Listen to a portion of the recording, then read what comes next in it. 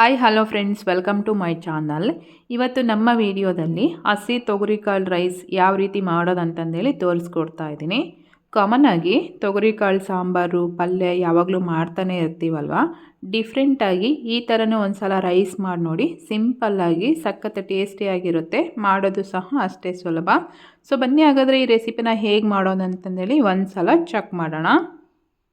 ಮೊದಲಿಗೆ ನಾವು ಈ ರೈಸ್ ಮಾಡೋದಕ್ಕೆ ಸ್ವಲ್ಪ ಮಸಾಲನೇ ಪ್ರಿಪೇರ್ ಮಾಡ್ಕೊಳ್ಳೋಣ. ಈಗ ಒಂದು ಪ್ಲೇಟಲ್ಲಿ ಸ್ವಲ್ಪ ಬೆಳ್ಳುಳ್ಳಿ, 1-2 ಇಂಚಿನಷ್ಟು ಶುಂಠಿ, ಹಾಗೆಯೇ 1 ಈರುಳ್ಳಿ, ಒಂದು ಅರ್ಧ ಹಿಡಿಯಷ್ಟು ಕೊತ್ತಂಬರಿ ಸೊಪ್ಪನ್ನು ಹಾಕಿ ಇದನ್ನೆಲ್ಲ ಪೇಸ್ಟ್ ಮಾಡಿ ಸೈಡಿಗೆ ಎತ್ತಿಟ್ಕೊಳ್ತಾ ಇದ್ದೀನಿ.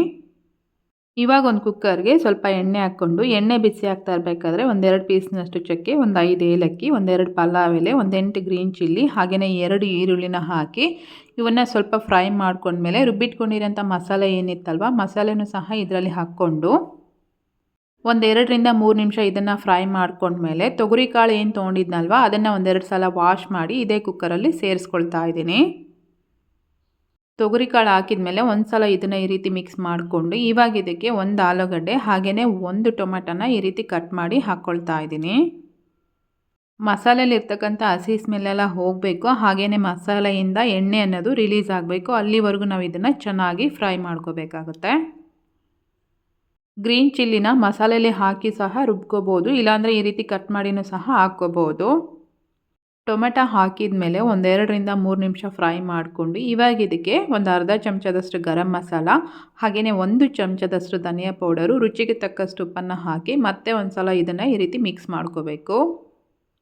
ಸಿಂಪಲ್ಲಾಗಿ ಮಾಡ್ತಾ ಇರೋದು, ಜಾಸ್ತಿ ಮಸಾಲೆನೂ ಸಹ ಹಾಕಿಲ್ಲ. ಈ ತೊಗರಿಕಾಳೆಲ್ಲ ಏನಿದೆ ಅಲ್ವಾ, ಇವನ್ನ ನಾವು ಒಂದು 50% ಇದೇ ಮಸಾಲೆ ಒಳಗೆ ಫ್ರೈ ಮಾಡ್ಕೋಬೇಕು. ನೋಡ್ತಾ ಇದ್ದೀರಲ್ವಾ, ಮಸಾಲೆಯಿಂದ ಎಣ್ಣೆ ಎಲ್ಲ ಚೆನ್ನಾಗಿ ಬಿಟ್ಕೊಂಡಿದೆ. ಇವಾಗ ನಾನು ಇದಕ್ಕೆ ನೆನೆಸಿಟ್ಕೊಂಡಿರೋಂಥ ಅಕ್ಕಿನ ಹಾಕ್ಕೊಂಡು ಮತ್ತೆ ಒಂದು ಸಲ ಇದನ್ನು ಈ ರೀತಿ ಮಿಕ್ಸ್ ಮಾಡ್ಕೊಳ್ತಾ ಇದ್ದೀನಿ. ನಾನಿಲ್ಲಿ ರೈಸ್ ಯಾವ ಅಳತೆಗೆ ತೊಗೊಂಡಿದ್ನೋ ಅದೇ ಅಳತೆಗೆ ತೊಗರಿಕಾಳನ್ನು ಸಹ ತೊಗೊಂಡಿದ್ದೀನಿ. 1 ಗ್ಲಾಸ್ ಅಕ್ಕಿಗೆ 2 ಗ್ಲಾಸ್ನಷ್ಟು ನೀರನ್ನು ಸಹ ಸೇರಿಸ್ಕೊಂಡಿದ್ದೀನಿ. ನೀರು ಹಾಕಬೇಕಾದ್ರೆ ವಿಡಿಯೋ ಕ್ಲಿಪ್ಪಿಂಗ್ ಮಿಸ್ ಆಗಿಬಿಟ್ಟಿದೆ. ರುಬ್ಬಿಟ್ಕೊಂಡಿರೋಂಥ ಮಿಕ್ಸಿ ಜಾರ್ಗೆ ಸ್ವಲ್ಪ ನೀರನ್ನು ಹಾಕಿ ಇದೇ ಕುಕ್ಕರಲ್ಲೇ ಸೇರಿಸ್ಕೊಂಡು ಈಗ ಕೊನೆಯದಾಗಿ ಒಂದು ಅರ್ಧದಷ್ಟು ಲೆಮನ್ನು ಹಾಗೆಯೇ ಸ್ವಲ್ಪ ಕೊತ್ತಂಬರಿ ಸೊಪ್ಪನ್ನು ಹಾಕಿ ಉಪ್ಪೇನಾದರೂ ಹೆಚ್ಚು ಕಡಿಮೆ ಆಯಿತು ಅಂದರೆ ಒಂದು ಸಲ ಇಲ್ಲಿ ಚೆಕ್ ಮಾಡ್ಕೋಬೇಕಾಗುತ್ತೆ. ನಾನು ಫಸ್ಟಿಗೆ ಉಪ್ಪು ಜಾಸ್ತಿ ಆಗಿಬಿಟ್ಟಿದೆ, ಹಾಗಾಗಿ ಉಪ್ಪೆಲ್ಲ ಕರೆಕ್ಟಾಗಿ ಆಗಿತ್ತು. ಒಂದು ಸಲ ಇದನ್ನು ಈ ರೀತಿ ಮಿಕ್ಸ್ ಮಾಡಿಕೊಂಡು ಕುಕ್ಕರ್ ಲಿಡ್ನ ಕ್ಲೋಸ್ ಮಾಡಿ ಸ್ಟವ್ನ ಹೈ ಫ್ಲೇಮಲ್ಲಿಟ್ಟು 2 ವಿಸಿಲ್ ಆಗೋದಕ್ಕೆ ಬಿಡ್ತಾ ಇದ್ದೀನಿ. 2 ವಿಸಿಲ್ ಆದಮೇಲೆ ಕಂಪ್ಲೀಟಾಗಿ ಏರೆಲ್ಲ ಹೋದ್ಮೇಲೆ ಕುಕ್ಕರ್ ಲಿಡ್ನ ಓಪನ್ ಮಾಡ್ತಾ ಇದ್ದೀನಿ. ನೋಡಿ, ರೈಸ್ ಎಲ್ಲ ಈ ರೀತಿಯಾಗಿ ಎಷ್ಟು ಉದುರಾಗಿದೆ ಅಂತಂದೇಳಿ. ಈ ರೈಸ್ನೆಲ್ಲ ಒಂದು ಸಲ ನೀಟಾಗಿ ಮಿಕ್ಸ್ ಮಾಡಿಕೊಂಡು ಪ್ಲೇಟಿಗೆ ಸರ್ವ್ ಮಾಡಿಕೊಂಡ್ರೆ ತೊಗರಿಕಾಳು ರೈಸ್ ಅನ್ನೋದು ರೆಡಿ ಆಯಿತು. ಈ ಬಿಸಿ ರೈಸ್ಗೆ ನಾನಿಲ್ಲಿ ಮೊಸರು ಬಜ್ಜಿನ ಪ್ರಿಪೇರ್ ಮಾಡ್ಕೊಂಡಿದ್ದೆ.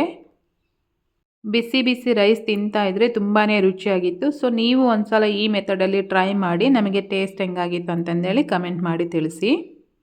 ಇವತ್ತಿನ ರೆಸಿಪಿ ಇಷ್ಟೇ. Thank you.